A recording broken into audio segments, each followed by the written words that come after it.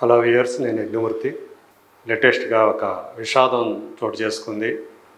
చిరంజీవి మాజీ అల్లుడు, చిరంజీవి చిన్న కుమార్తె శ్రీజ మొదటి భర్త శిరీష్ భరద్వాజ్ మరణించారు. నిన్న అర్ధరాత్రి దాటిన తర్వాత ఒక ప్రైవేట్ హాస్పిటల్లో చికిత్స పొందుతున్న ఆయన మృతి చెందినట్టుగా సమాచారం అందుతోంది.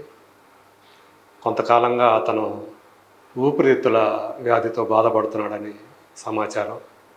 శిరీష్ భరద్వాజ్ 2007లో చిరంజీవి చిన్న కుమార్తె శ్రీజతో ప్రేమలో పడి పెద్దలకు, అంటే ప్రధానంగా చిరంజీవి కుటుంబం అభీష్టానికి వ్యతిరేకంగా వాళ్ళిద్దరూ కూడా వివాహం చేసుకున్నారు. అప్పట్లో ఆ ఘటన చాలా సంచలనం సృష్టించింది, కలకలం కలిగించింది ఇండస్ట్రీలో.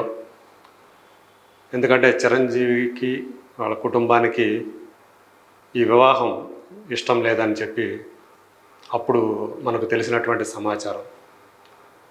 సో ఆ టైంలో నేను కూడా ఆ న్యూస్ను కవర్ చేసిన ఒక జర్నలిస్ట్గా ఉన్నాను.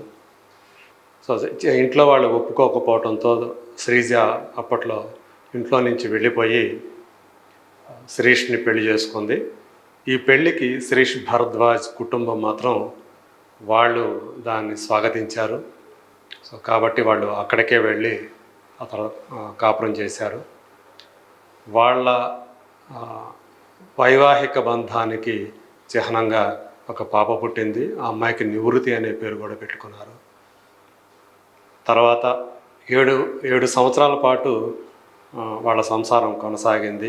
అయితే పెళ్ళైన కొద్ది కాలానికే ఆ ఇద్దరి మధ్య పొరపచ్చాలు వచ్చాయని చెప్పేసి అప్పట్లో వార్తలు వచ్చాయి. అందుకు అనుగుణంగానే 2007లో పెళ్లి చేసుకున్న వాళ్ళు 2014లో విడాకులు తీసుకున్నారు ఫ్యామిలీ కోర్టుకు వెళ్ళి. ఆ తర్వాత ఎవరి జీవితాన్ని వారు కొనసాగిస్తూ వచ్చారు. అటు శిరీష్ భరద్వాజ్ రెండో వివాహం చేసుకుంటే, ఇటు శ్రీజ కూడా కూతురిని తనతో పాటు తెచ్చుకొని కళ్యాణ్ దేవ్ అని అతన్ని రెండో వివాహం చేసుకోవటం మనకు తెలుసు. అట్లాగే శిరీష్ కూడా విహాన అనే ఒక డాక్టర్ని ఆయన పెళ్లి చేసుకున్నాడు. అట్లాగే తను పొలిటికల్గా కూడా బీజేపీకి సన్నిహితుడిగా ఉంటూ వచ్చాడు.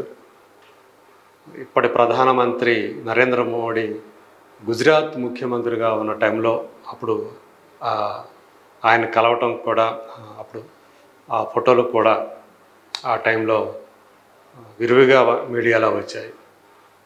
సో అలాంటి శిరీష్ భరద్వాజ్ చిన్న వయసులోనే కన్నుమూయటం అనేది బాధాకరం అని చెప్పేసి చెప్పాలి. సో ఏదేమైనప్పటికీ కూడా ఒక టైంలో, అంటే ఆ టైం శ్రీజ శిరీష్ మధ్య ఆ ప్రేమ చిగురించటము, వాళ్ళ ఇంట్లో నుంచి శ్రీజ వెళ్ళిపోయి ఆర్య సమాజ్లో పెళ్లి చేసుకోవటం, ఇదంతా కూడా ఆ టైంలో చాలా సంచలనం సృష్టించింది. చిరంజీవి గారికి నిద్రలేని రాత్రులు గడిపేలా చేసిందని చెప్పేసి అప్పట్లో చెప్పుకున్నారు. చాలా కాలం శ్రీజ తన ఇంటికి కూడా రాలేదు, అలాగే అత్తవారింట్లోనే ఉంది. కొంతకాలం గడిచిన తర్వాత అప్పుడు ఇంటికి రావటం,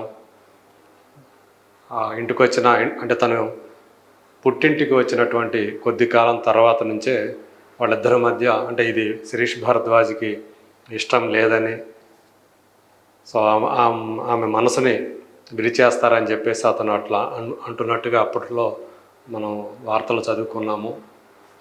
సో అందుకు తగ్గట్లుగానే బహుశా ఏమైందో ఏమో తెలియదు కానీ ఇద్దరి మధ్య పొరపచ్చాలు అనేవి వచ్చాయి.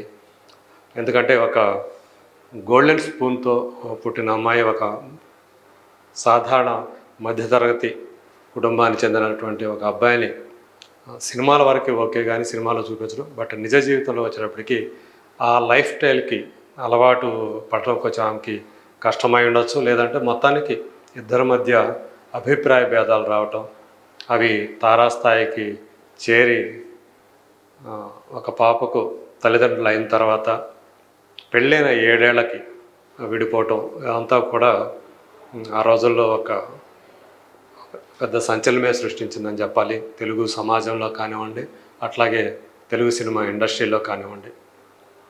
2006లోనే చిరంజీవి పెద్ద కుమార్తె సుష్మిత పెళ్ళైంది. సో ఆమె వివాహమైనటువంటి తను విష్ణుప్రసాద్ అని అతను పెళ్లి చేసుకోవటం, జరిగినటువంటి ఒక సంవత్సరానికే శిరీష్ భరద్వాజ్ వివాహం అవటం, అదంతా కూడా ఒక చరిత్రలాగా జరిగిపోయింది. సో అలాంటి శిరీష్ భరద్వాజ్ చాలా కాలంగా అంటే ప్రధాని అప్పటి గుజరాత్ ముఖ్యమంత్రిగా ఉన్నటువంటి నరేంద్ర మోదీని కలిసి ఫోటో దిగటం, అట్లాగే బీజేపీలో ఆయన ఆ పార్టీకి సానుభూతి పరుడుగా ఉండటము, కొంతకాలం క్రియాశీలంగా కూడా ఉండటం జరిగింది. తర్వాత అతను ఏంటి ఆయనకు సంబంధించినటువంటి వార్తలు పెద్దగా మనకి బయటికి రాలేదు. బట్ తను పెళ్లి చేసుకున్నప్పుడు మళ్ళీ డాక్టర్ వేహనాన్ని పెళ్లి చేసుకున్నప్పుడు ఆ సమాచారం మాత్రం, ఆ వార్త మాత్రం మనకి బయటికి వచ్చింది. సో ఇప్పుడు అతను ఇలా అర్ధాంతరంగా